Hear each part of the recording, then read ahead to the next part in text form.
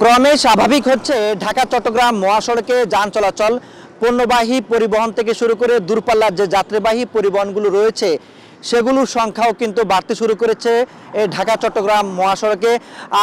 আমরা দেখেছি যে গতকালকে তুলনায় আজকে সংখ্যা আরও বেশি বাড়ছে, যেগুলো কক্সবাজার থেকে চট্টগ্রাম হয়ে ঢাকামুখী এবং ঢাকা থেকে চট্টগ্রাম এবং কক্সবাজার যে দূরপাল্লার পরিবহনগুলো রয়েছে সেগুলোর সংখ্যা কিন্তু ধীরে ধীরে বাড়ছে।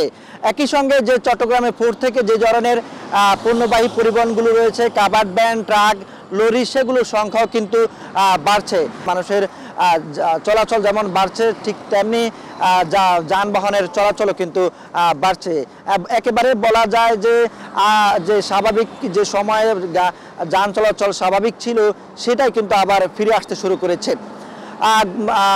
এই যারা দূরপাল্লার পরিবহনগুলোতে যারা চড়ে তার গন্তব্যে পৌঁছতে চান তাদেরকেও কিন্তু নিরাপত্তা দেওয়ার কথা জানিয়েছেন কুমিল্লা জেলা প্রশাসন। কুমিল্লার দাউদকান্দি থেকে চৌদ্দগ্রাম পর্যন্ত যে 104 কিলোমিটার রয়েছে সেখানে হাইওয়ে পুলিশের সঙ্গে জেলা পুলিশ, সে সঙ্গে আমরা দেখেছি যে সেনাবাহিনীরও টহল রয়েছে, যেন যাত্রীরা তাদের নিরাপদে তাদের গন্তব্যে পৌঁছতে পারেন সেটাই তারা প্রশাসন নিশ্চিত করছেন। তো এই ছিল কুমিল্লা থেকে।